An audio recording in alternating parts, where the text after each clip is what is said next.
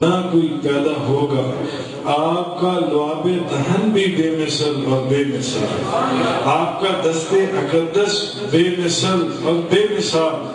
حضور علیہ الصلوۃ والسلام تو جن گلیوں سے گزر جائیں وہ بے مثل اور بے مثال، وہ جن گلیوں سے گزر جائیں وہ بے مثل اور بے مثال۔ حضور مکے کی گلیوں میں پھر رہے ہیں تو بے مثل اور بے مثال مکی قرآن نازل ہو رہا ہے۔ حضور مدینہ طیبہ کی گلیوں میں پھر رہے ہیں تو بے مثل اور بے مثال مدنی صورتیں نازل ہو رہی ہیں۔ تو حضور علیہ الصلوۃ والسلام پھر جن گلیوں سے گزر جائیں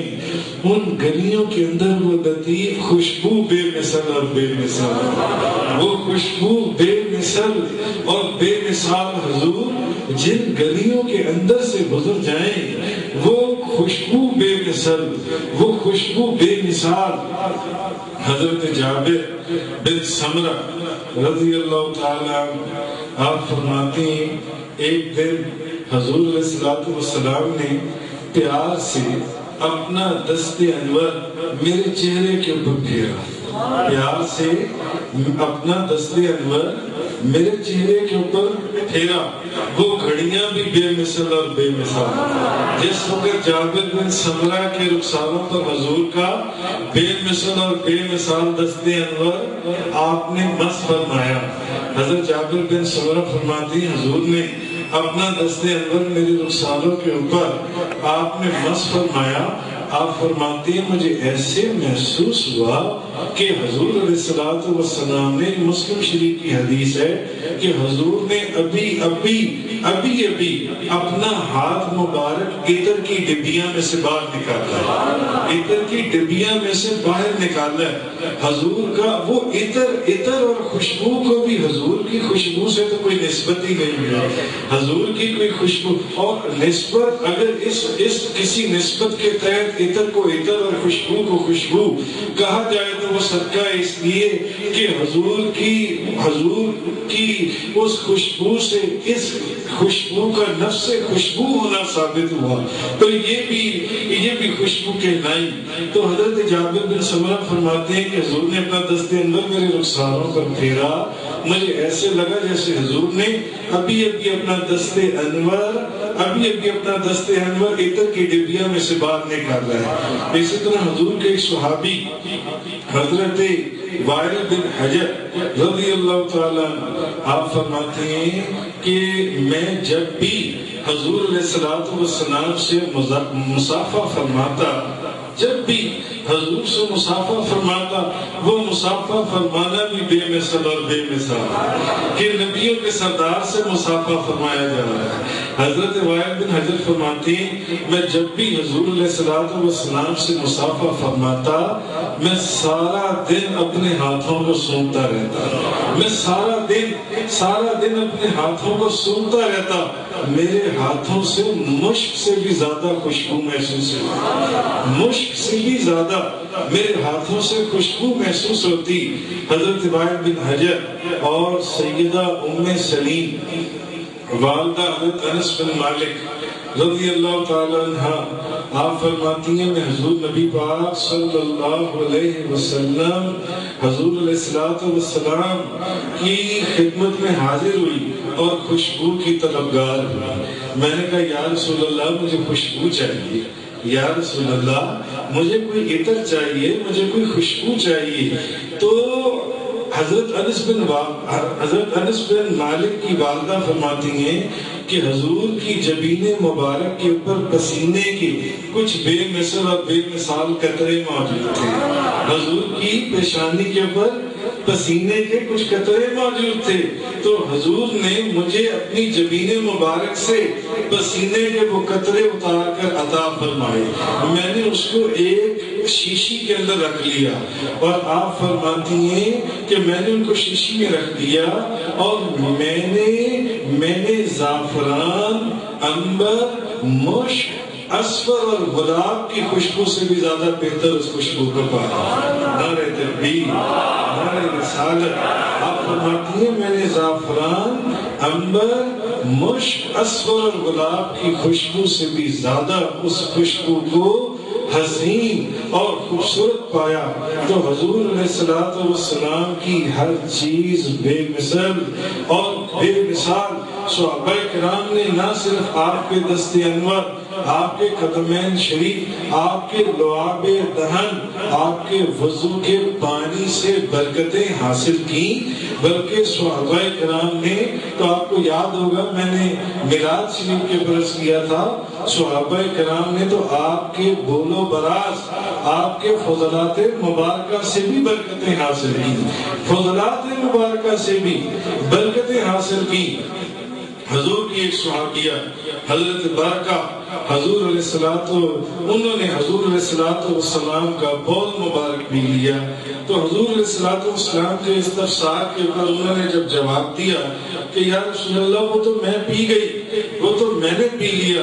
تو حضور علیہ الصلوۃ والسلام انہوں نے حضرت برکہ کو یہ نہیں فرمایا کہ برکہ یہ تم نے کیا کیا، تم تو معاذ اللہ استغفر اللہ ایک نجس چیز پی گئی، تم تو ایک ناپاک چیز پی گئی. حضور نے فرمایا اے ام یوسف، اے ام یوسف، تم ہمیشہ ہمیشہ کے لیے شفا پا گئی، تم ہمیشہ ہمیشہ کے لیے شفا پا گئی. اور احادیث مبارکہ کے اندر ہے اس کے بعد وہ صحابیہ جب تک زندہ رہی وہ کبھی بیمار نہیں ہوئی، وہ کبھی بیمار نہیں ہوئی. صحابہ کرام نے تو حضور کے بول و براز سے بھی، حضور کے فضلات مبارکہ سے بھی برکتیں حاصل کی ہیں. اسی طرح مشہور صحابیہ حضرت ام ایمن رضی اللہ تعالی عنہا، آپ فرماتی ہیں کہ ایک دن حضور علیہ الصلوۃ والسلام صبح اٹھے اور مجھے فرمانے لگے ام ایمن وہ پیالہ پڑا ہے کونے میں، اس پیالے میں بول پڑا ہے، اس پیالے میں پیشاب ہے، اس کو جا کر باہر پھینکا، پیشاب کو باہر پھینکو، پیشاب کا جو پیالہ ہے. حضرت ام ایمن رضی اللہ تعالی عنہ آپ فرماتی ہیں میں نے حضور کی بارگاہ میں عرض کیا، میں نے کہا یا رسول اللہ اس پیالے میں پیشاب تھا، میں آدھی رات کو اٹھی، میں نیند میں تھی، میں پیاسی تھی، مجھے تو اس کے اندر میں اس کے اندر سے ایک بھینی بھینی خوشبو آ رہی تھی، میں اس کو پانی سمجھ کر پی گئی، میں اس کو پانی سمجھ کر پی گئی. یعنی کہ مجھے اس میں سے کوئی بو آتی ہوئی محسوس نہیں ہوئی، مجھے اس میں سے کوئی بو آتی ہوئی محسوس نہیں ہوئی. حدیث کے اندر ہے کہ مجھے اس میں سے بھینی بھینی مہک آ رہی تھی، میں اس کو پانی سمجھ کر پی گئی. حضور علیہ الصلوۃ والسلام نے یہ نہیں فرمایا اے ام ایمن تو کیا ناپاک چیز کو پی گئی، معاذ اللہ تو کیا نجس چیز کو پی گئی. حضور علیہ الصلوۃ والسلام نے فرمایا، حضور علیہ الصلوۃ والسلام مسکرائے اور آپ اتنا مسکرائے کہ آپ کے دندان مبارک ظاہر ہو گئے. حضور فرمانے لگے ام ایمن سن، اب جب تک تو زندہ ہے تجھے پیٹ کا کوئی مرض لاحق نہیں ہوگا، تجھے پیٹ کا کوئی مرض لاحق نہیں ہوگا. اور جب تک وہ زندہ رہی ان کو پیٹ کا کوئی مرض لاحق نہیں ہوا، پیٹ کی کوئی بیماری حضرت ام ایمن کو نہیں ہوئی اس کے بعد. مگر آپ دیکھیے 14ویں صدی کا ایک مولوی عبداللہ روپڑی وہ لکھتا ہے فتاوی اہل حدیث کے اندر، مولوی عبداللہ روپڑی وہ فتاوی اہل حدیث کے اندر لکھتا ہے کہ حضور علیہ الصلوۃ والسلام کا بول و براز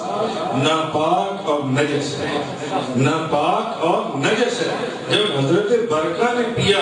جب حضرت ام ایمن نے پیا تو حضور علیہ الصلوۃ والسلام نے ان کو یہ تو نہیں کہا کہ تم نے کیا ناپاک چیز پی لی ہے، تم نے کیا نجس چیز پی لی ہے، بلکہ حضور نے دونوں کو بشارتیں سنا دی. حضور نے حضرت برکہ کو تو فرما دیا اے ام یوسف تم ہمیشہ ہمیشہ کے لیے شفا پا گئی، اور حضرت ام ایمن کو فرما دیا، یہ خوشخبری دے دی کہ اے ام ایمن جب تک زندہ رہو گی پیٹ کی کوئی بیماری نہیں ہوگی، اور وہ جب تک زندہ رہی ان کو کبھی پیٹ کی کوئی بیماری نہیں ہوئی. حضور نے تو یہ نہیں فرمایا کہ تم نے ایک ناپاک اور نجس چیز کو پی لیا. مگر 14ویں صدی کا مولوی مولانا عبداللہ روپڑی وہ لکھتا ہے کہ حضور علیہ الصلوۃ والسلام کا پیشاب بول و براز یہ نجس اور ناپاک ہے، نجس اور ناپاک معاذ اللہ نعوذ باللہ من ذالک کہ یہ حضور علیہ السلام کا بول و براز یہ نجس اور ناپاک ہے. آپ دیکھیے ایک حدیث پاک کے اندر ہے حضرت عائشہ صدیقہ طیبہ طاہرہ زاہدہ عابدہ رضی اللہ تعالی عنہا حضرت عائشہ سے یہ حدیث لائی ہے قاضی ایاز مالکی شفا شریف کے اندر. قاضی ایاز مالکی نے اس حدیث کو شفا شریف میں نقل فرمایا. حضرت عائشہ صدیقہ رضی اللہ تعالی عنہ حضور علیہ السلام سے ایک دن عرض کرنے لگی کہنے لگی یا رسول اللہ جب آپ بیت الخلا سے باہر تشریف لاتی ہیں تو میں بیت الخلا کے اندر جاتی ہوں تو بول و براز کا نشان تک بھی نہیں پاتی ماں سوائے ایک حسین ایک مہک ہوتی ہے وہاں پر ایک خوشبو کی مہک ہوتی ہے مگر بول و براز کا میں نشان بھی نہیں پاتی وہاں پر. تو حضور علیہ السلام نے جواب دیا آپ فرمانے لگے عائشہ ہمارے اجسام یعنی انبیاء کرام کی اجسام ہمارے اجسام اہل جنت کی ارواح کی مانند ہیں. ان سے جو کچھ خارج ہوتا ہے زمین اس کو نگل لیتی ہے. اب حضرت قاضی ایاز مالکی اس حدیث کو بیان فرمانے کے بعد آگے لکھتے ہیں کہ حضور علیہ السلام کی بول و براز پاک اور طاہر پاک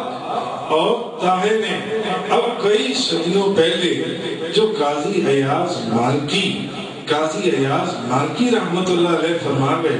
کہ حضور علیہ السلام کے بول و براز پاک ہیں ہم ان کی بات مانیں گے یا ہم اس 14ویں صدی کے مولوی کی بات مانیں گے مولانا عبداللہ روپڑی کی کہ حضور علیہ السلام کا جو بول و براز ہے وہ ناپاک ہے اور وہ نجس ہے. جبکہ قاضی ایاز مالکی رحمت اللہ علیہ انہوں نے فرمایا کہ نہیں حضور علیہ السلام کا جو بول و براز ہے وہ پاک ہے. اس حدیث کو انہوں نے بیان کرنے کے بعد لکھا مگر ان کا حال عجیب حال ہے ان کا حال عجیب ہے. ایک بھائی مولانا عبداللہ روپڑی تو یہ کہہ رہے کہ حضور علیہ السلام اشرف المخلوقات نبیوں کے سردار اللہ کے محبوب ان کا بول و براز ناپاک اور نجس ہے. اور دوسرا بھائی مولوی وحید الزمان کنز الحقائق من خیر الخلائق کے اندر لکھتا ہے کنز الحقائق من خیر الخلائق کے اندر مولوی وحید الزمان لکھتا ہے کہ خنزیر کو چھوڑ کر تمام جانوروں کا پیشاب پاک ہے. خنزیر کو چھوڑ کر تمام جانوروں کا